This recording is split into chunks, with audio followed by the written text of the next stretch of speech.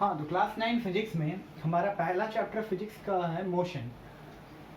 तो मोशन में सबसे स्टार्टिंग में तो हमें ये जानना होगा कि रेस्ट क्या होता है और मोशन क्या होता है। रेस्ट इन शॉर्ट बोला जाए तो कोई भी ऑब्जेक्ट अगर टाइम के रिस्पेक्ट में अपना पोजीशन को चेंज नहीं करता है तो उसे हम क्या कहते हैं, वो रेस्ट में है। और जस्ट उसका अपोजिट, अगर कोई ऑब्जेक्ट टाइम के रिस्पेक्ट में अपना पोजीशन को चेंज कर रहा है तो उसे हम बोलेंगे वो मोशन में है। तो ये बहुत छोटा डेफिनेशन हुआ, ये तो आगे भी पढ़े थे, आगे मतलब कि पीछे पढ़े थे, क्लास 8 में पढ़े थे। लेकिन यहाँ पे क्या है, क्लास 9 में एक कॉन्सेप्ट और आता है जिसका नाम है रिलेटिव मोशन। रिलेटिव थ्योरी क्या बोलता है, अब देखिएगा। रिलेटिव थ्योरी यही बोलता है कि इस दुनिया में कोई भी ऑब्जेक्ट इस दुनिया में एब्सोल्युटली नहीं रेस्ट में है ना ही मोशन में है। ठीक है भाई, कैसे? अगर कोई सामने से इंसान पार हो रहा है तो वो तो हम क्या बोलेंगे भाई, हाँ वो तो मोशन में है। बट नहीं, रिलेटिव थ्योरी वो बोलता है कि ये थोड़ा सा गलत हो जाएगा कि किसी भी ऑब्जेक्ट को और इंसान, ऑब्जेक्ट या इंसान जिस चीज़ को भी आप बोलना चाहें कि वो पूरा एब्सोल्युटली मोशन में है तो वो गलत हो जाएगा, क्योंकि यहाँ एक चीज़ आता है रेफरेंस पॉइंट। आप किसके रिस्पेक्ट में बात कर रहे हैं। फॉर एग्जाम्पल सोचिए, अगर हम बस में बैठे हुए हैं, मेरे सामने एक और लड़का है, तो वो क्या है, उस लड़का को अगर हम देखें तो हम लोग दोनों क्या है, एक दूसरे के लिए रेस्ट में जा रहे हैं। बट अगर यही हुआ कि हम खिड़की से बाहर अपना नज़र डालें तो सामने वाला लड़का और हम, मेरे लिए सामने लड़का क्या होगा, रेफरेंस पॉइंट होगा, तो उसके रिस्पेक्ट में क्या होगा, हम मोशन में जा रहे हैं। तो यहाँ रेफरेंस पॉइंट का बात होता है। तो अगर कोई ऐसा बोले आपके सामने कि ये जो फैन है, चाहे कोई एक एथलीट दौड़ रहा है, वो एब्सोल्युटली मोशन में है, तो ये बात पूरा का पूरा गलत है, क्योंकि इस पूरा यूनिवर्स में कोई भी चीज़ एब्सोल्यूट मोशन में नहीं होता है। देखिए, दुनिया में हम जो अभी अपना सिस्टम बना के चल रहे हैं मेज़र करने का, वो सारा का सारा रिलेटिविटी पे बेस्ड है। फॉर एग्जांपल देखिए, आज जो आप वज़न नापते हैं वो थोड़ा सोच के देखिए कि क्या नापते हैं आप। 5 किलो बोलते हैं तो आप कौन बताया होगा उसको कि वो 5 किलो है, 5 केजी है। तो अब हम मान लिए हैं कि ये 5 केजी है, इस इतना वजन वाले को क्या बोलते हैं, हम मान लिए हैं 5 केजी है। अब हम जानते हैं कि अगर इससे भारी हुआ तो ये क्या हो जाएगा, झुक जाएगा, और ये वाला क्या होगा, ऊपर हो जाएगा। तो यहाँ क्या हम रिलेट किए, यहाँ पे भी हम रिलेट कर रहे हैं। और एग्जाम्पल देखिए, अगर सामने वाला लड़का को हम बोलते हैं कि भाई वो बदमाश लड़का है, इसका मतलब क्या है, इससे हम अच्छा लड़का देखे हैं, तभी तो वो बोलते हैं कि भाई वो बदमाश लड़का है। अब उससे भी ज़्यादा अगर हम बदमाश लड़का को देख लें तो हम क्या बोलेंगे, नहीं वो बहुत बदमाश लड़का है। हम यहाँ पे भी रिलेट किए, कंपेयर कर रहे हैं, तो सारा चीज़ में यहाँ कंपैरिजन चलता है। और सेम कॉन्सेप्ट लगता है आपका रेस्ट और मोशन में भी। हम यहाँ पे कंपेयर करते हैं कि सामने वाला कैसा पोजीशन में, उसके रिस्पेक्ट में मेरा क्या पोजीशन चल रहा है। अब देखिएगा यहाँ पे, अगर ये एक स्टैंड, मान लीजिए यहाँ पे एक वुड का पीस है जो कि यहाँ सेंटर में, एक सर्कुलर पाथ के सेंटर में लगा हुआ है, तो हम क्या बोलेंगे, जो यहाँ एथलीट दौड़ रहा है, वो इस वुड के रिस्पेक्ट में एक मोशन में है, ठीक है। अब क्या हुआ, ये बोले वुड के रिस्पेक्ट में मोशन में, यानी सब चीज के रिस्पेक्ट में मोशन में है, नहीं। अगर मान लीजिए इसके साथ साथ इसी का स्पीड में एक और एथलीट आया और वो क्या करता है, जस्ट इसी के साथ साथ बगल में चल रहा है, तो जब दोनों एक दूसरे को देखेगा तो दोनों को लगेगा भाई हम चल ही नहीं रहे हैं। क्यों? क्योंकि दोनों का दोनों सेम स्पीड में एक ही डायरेक्शन में मोशन में जा रहा है, तो दोनों एक दूसरे के लिए रेस्ट पे होगा। बट जब जैसे ही वो दोनों का नज़र नीचे जाएगा तो उन्हें लगेगा कि नहीं हम मोशन में है। क्यों? क्योंकि सेम टाइम पे अर्थ जो है वो तो कांस्टेंट है, तो अर्थ के रिस्पेक्ट में ये दोनों क्या हुआ, मोशन में हो गया। बट आपस का अगर ये दोनों कंपेयर करें तो ये दोनों आपस के लिए मोशन में नहीं होगा। तो ये है रेफरेंस पॉइंट का कॉन्सेप्ट। इसीलिए कहीं पर भी कोई आप नहीं पढ़िएगा, कहीं पर भी नहीं पढ़िएगा कि a car is in absolute motion। क्योंकि ये गलत बात है। एब्सोल्यूट मतलब हो गया है कंप्लीट मोशन, एब्सोल्यूट यहाँ पे कुछ है ही नहीं, क्योंकि एब्सोल्यूट तब बोलेंगे जब ये ऐसा मतलब पूरा यूनिवर्स के रिस्पेक्ट में, हर एक ऑब्जेक्ट के रिस्पेक्ट में ये मोशन में है। लेकिन ये तो तुरंत गलत हो जाएगा लॉजिक, क्योंकि अगर ये कार मोशन में है तो यानी अगर ये कार जो है मोशन में है तो उसके सामने वाला, जैसे मान लीजिए v वेलोसिटी से जा रहा है, किस वेलोसिटी, स्पीड से जा रहा है, चलिए कुछ स्पीड से जा रहा है, उसका मान लीजिए 10 स्पीड से जा रहा है, इसके सामने क्या आया, एक और कार आया जो कि सेम डायरेक्शन में जा रहा था, उसका स्पीड भी कितना है, 10 है। अब इसमें बैठा हुआ इंसान इसको देखेगा, जब दोनों एक दूसरे को देखेगा तो उसे लगेगा कि नहीं, हम लोग दोनों जो है रेस्ट में है, एक दूसरे के रिस्पेक्ट में रेस्ट में है, तो यहीं पर एब्सोल्यूट मोशन का कॉन्सेप्ट गलत हो जाएगा। ठीक है, हाँ ये मोशन में कब है, ये मोशन में इस इंसान के लिए है क्योंकि ये इंसान रुका हुआ है, ये इंसान रुका हुआ है, इसलिए इसके रिस्पेक्ट में ये कार मोशन में है। तो यहाँ पे हमारा खत्म होता है relative theory of motion and rest. और यहाँ पे जब भी हम बात करेंगे किसी भी ऑब्जेक्ट का या किसी भी आपको पर्सन का, तो हम बात करने वाले हैं रिलेटिव मोशन के बारे में। और यहाँ एक और चीज़ है कि आपको बार बार जाना, ऑब्जेक्ट तो बार बार बोल रहे हैं, ऑब्जेक्ट क्या है, ऑब्जेक्ट क्या है, हम किसी भी चीज़ को टच फील कर सकते हैं, उसके पास मास है, तो हम उसे क्या बोलेंगे भाई, वो एक ऑब्जेक्ट है। ठीक है, अभी जस्ट हम पढ़ने वाले हैं scalar quantity and vector quantity, जो इस चैप्टर में बहुत इंपॉर्टेंट है।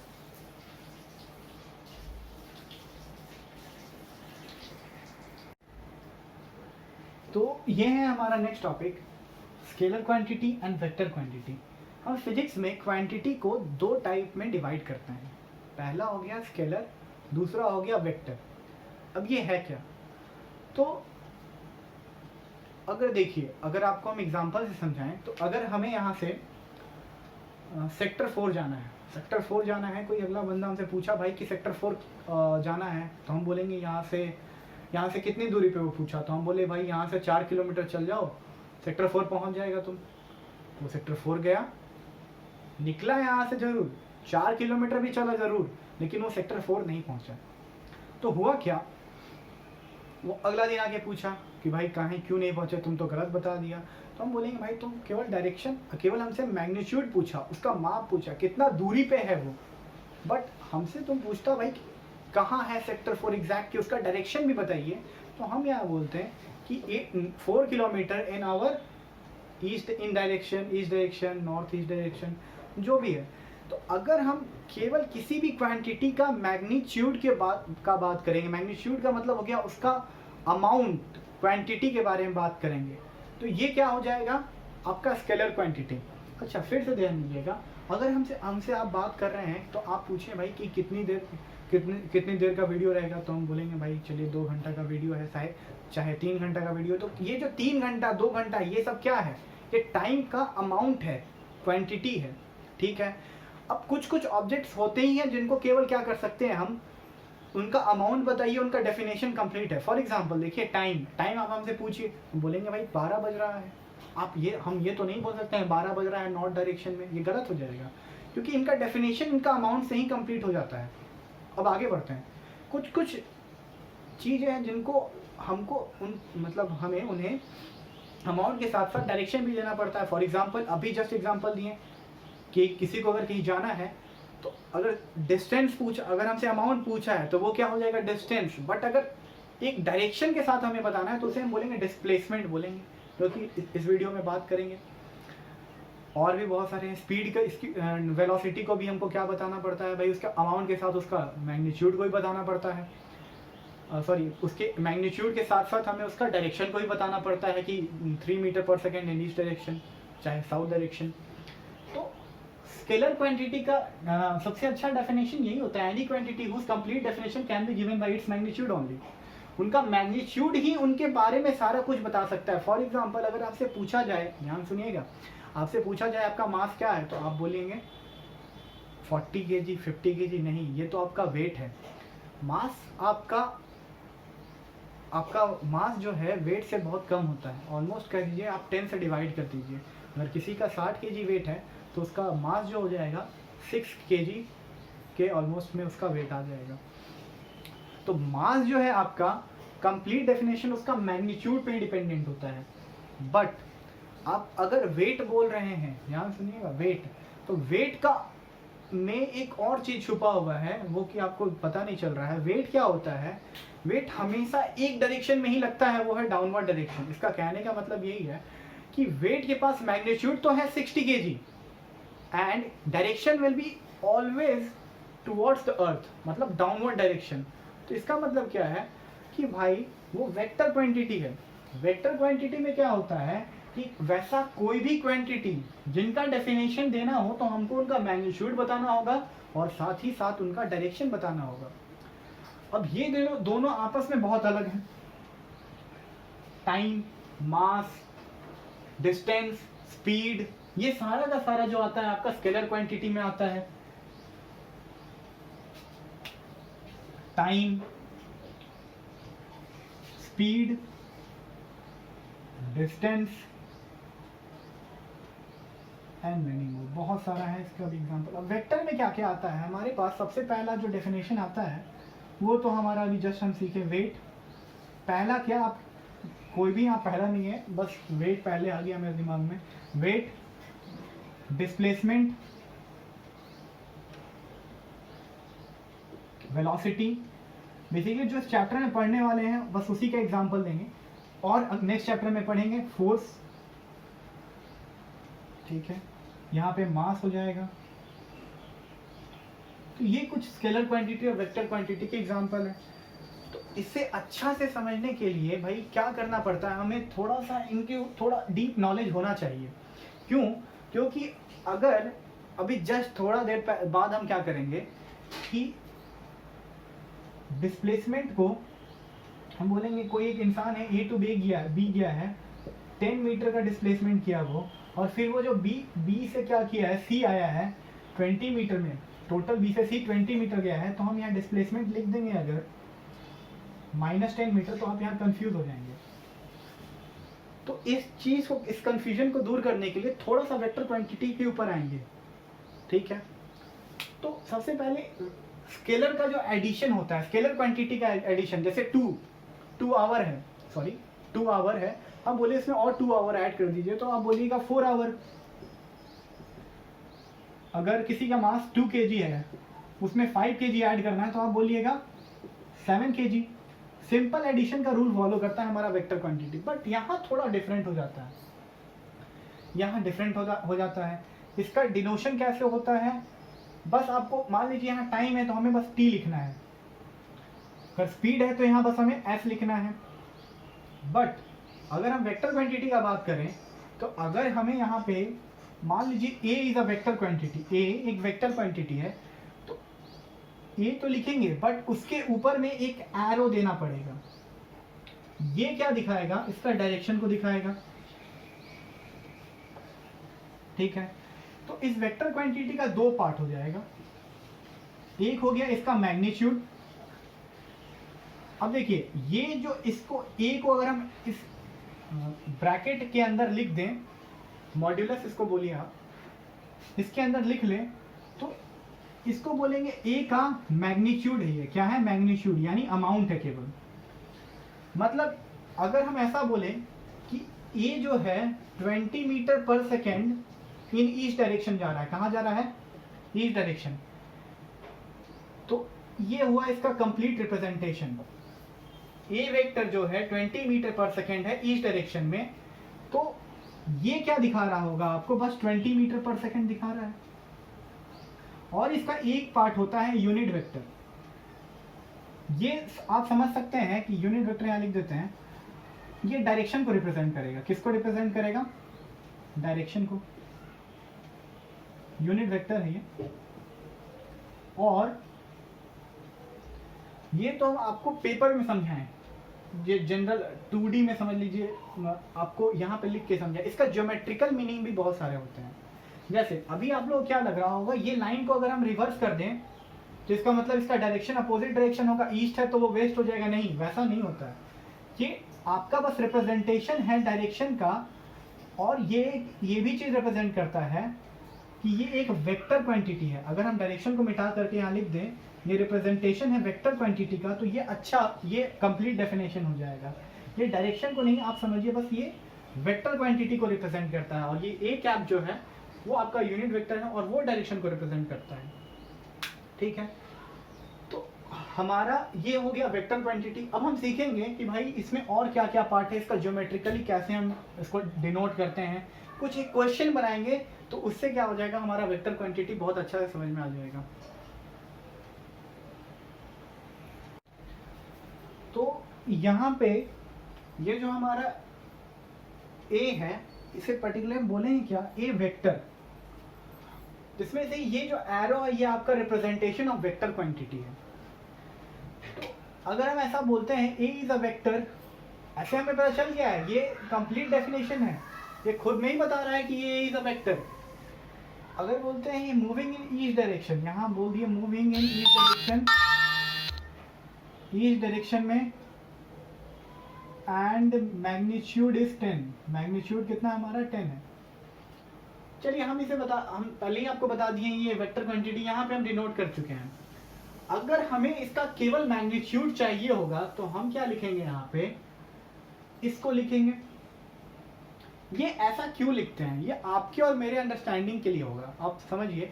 अगर आपको इसका मैग्नीट्यूड बताना है तो हम क्या बोलेंगे कि बोलेंगे हम ऐसा लिखेंगे, जैसा हम मॉड्यूलस के अंदर ए लिखेंगे ए वेक्टर को, तो आप समझ जाइएगा भाई कि ये क्या है, मैग्नीट्यूड ऑफ ए है। तो कभी कभी क्या होता है, कभी कभी किताब में क्या दिया रहेगा, आपको सिंपल ए लिखा हुआ मिलेगा, ये ना ब्रैकेट में नहीं रहेगा, ये सिंपल ए लिखा होगा। तो आपको इसका मतलब भी यही समझना है कि ए इज अ वेक्टर क्वांटिटी, क्योंकि आपको पता है जैसे फोर्स हमेशा एक वेक्टर क्वांटिटी चेंज नहीं होगा, बट किताब में कभी आपको लिखा हुआ मिलेगा एफ।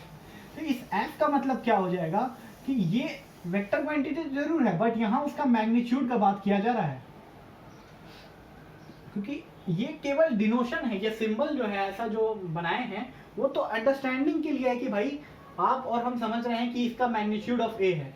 बट अगर हम जान रहे हैं कि कोई पर्टिकुलर चीज जैसे फोर्स वो एक वेक्टर क्वांटिटी है और उसका एफ केवल यहाँ लिखा हुआ है, एरो नहीं लिखा हुआ है, तो हम बोलेंगे भाई force is a vector quantity, but यहाँ जो दिया हुआ है वो क्या है, उसका केवल मैग्नीट्यूड है। ठीक है, अब आगे बढ़ते हैं। तो ये इसे क्या बोलते हैं, इसे हम बोलेंगे ए कैप और यूनिट वेक्टर, जो कि हमको डायरेक्शन शो करता है। अब ये कैप है, इसका जो ये ऐसा साइन है इसे हम बोलते हैं कैप। ठीक है, अब आगे आते हैं ज्योमेट्रिकली इसे हम कैसे रिप्रेजेंट करते हैं वेक्टर क्वांटिटी को। ज्योमेट्रिकली अगर हमें किसी को वेक्टर क्वांटिटी को रिप्रेजेंट करना है तो हम ऐसे रिप्रेजेंट करेंगे, जैसे E is a vector quantity, और इसमें सारा रिप्रेजेंटेशन इसका एरो ही कर देता है। ये एरो क्या डिनोट कर रहा है, इसका मैग्नीट्यूड भी डिनोट करेगा और इसका डायरेक्शन भी। For example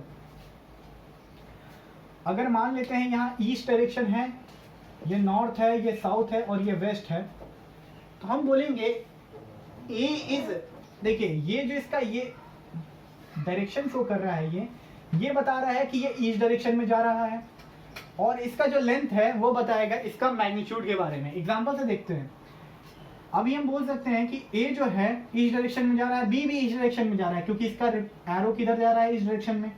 but A is greater than B, ये हम इसका लेंथ को देख के बताएं, इसका लेंथ को देख करके बोल रहे हैं। फॉर एग्जाम्पल अगर हम ऐसे कर दिए तो इसका कहने का मतलब क्या है, और ये बी वेक्टर है, तो हम बोलेंगे भाई B vector is moving in west direction, यानी एरो ही ज्योमेट्रिक सिस्टम में एरो ही सारा रिप्रेजेंटेशन कर दिया देता है। हाँ, और देखिएगा यहाँ हम इस चीज को नहीं चेंज कर रहे हैं, ये एरो तो रिप्रेजेंटेशन है इस वेक्टर क्वांटिटी का कि ये वेक्टर क्वांटिटी है, बाकी डायरेक्शन का रिप्रेजेंटेशन हम इस एरो से कर रहे हैं। ये वाला एरो हमारा रिप्रेजेंटेशन ऑफ वेक्टर क्वांटिटी है, और ये क्या बताता है, डायरेक्शन एंड इट्स मैग्नीट्यूड। तो ये था हमारा representation is geometric and normally जो हम क्वेश्चन बनाएंगे तो उसमें कैसे हम रिप्रेजेंट करेंगे, ये यहाँ दिख रहा है। ठीक है, अब आते हैं इस पे, इसका अब देखिए वेक्टर क्वांटिटी का एडिशन भी डिफरेंट होता है। जैसा कि हम स्केलर में बोल रहे थे, स्केलर में एडिशन का क्या रूल था, अगर हम 2 kg प्लस 2 kg को ऐड करना चाहें तो सिंपल एडिशन है, mathematical rule. 4 kg, but vector addition में ऐसा नहीं होता है। वेक्टर एडिशन का जो होता है एडिशन सिस्टम थोड़ा सा डिफरेंट है, तो उसे हम अभी देखते हैं।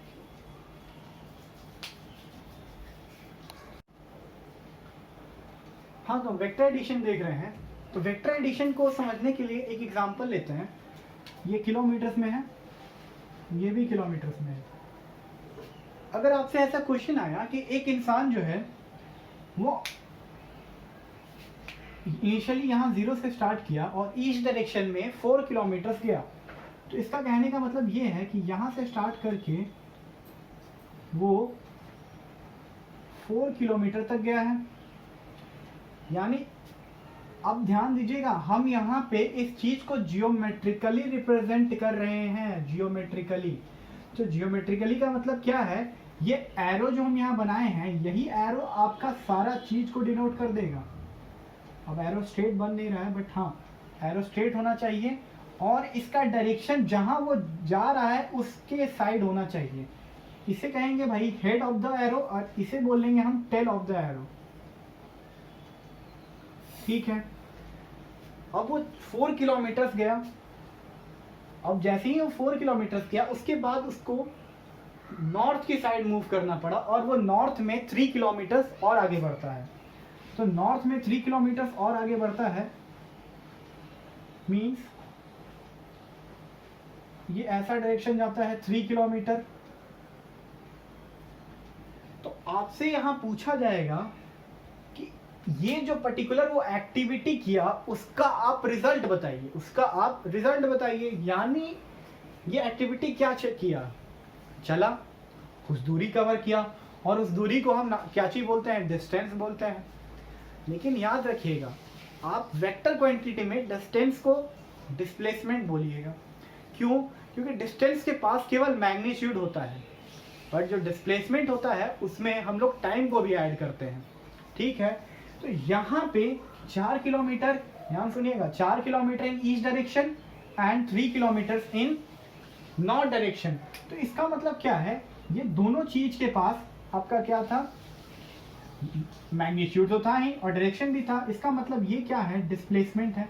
और डिस्प्लेसमेंट था इसलिए हम यहाँ पे क्या दिए हैं, वेक्टर क्वांटिटी लगा दिए हैं। और क्योंकि ये वेक्टर क्वांटिटी है, डायरेक्शन एज वेल है इसके साथ, और ये भी एक वेक्टर क्वांटिटी है। चलिए, अब जहां हम यहाँ पे इसको ज्योमेट्रिकली रिप्रेजेंट किए थे, तो अब हमसे पूछा जाएगा इसका रिजल्टेंट। तो आपको रिजल्टेंट सबसे पहले डायग्राम में ढूंढना है। आप जहां से स्टार्ट किए होंगे वहां पे आपको इसका स्टार्ट करके जहां पे आप एंड किए हैं उस पॉइंट को मिला दीजिए और एरो जिस डायरेक्शन में आप जा रहे हैं उस डायरेक्शन में दे दीजिए। तो देखिए, ये जो एरो होगा हमारा रिजल्टेंट का होगा, क्योंकि हम इस पूरा ऑपरेशन का रिजल्ट चाहते थे, तो इसका रिजल्टेंट होगा, इस पूरा ऑपरेशन का ये रिजल्टेंट होगा। और ये है क्या, डिस्प्लेसमेंट का वेक्टर, ये भी डिस्प्लेसमेंट का वेक्टर, तो ये भी जो रिजल्टेंट आएगा वो भी किसका रिजल्टेंट होगा, रिजल्टेंट ऑफ डिस्प्लेसमेंट।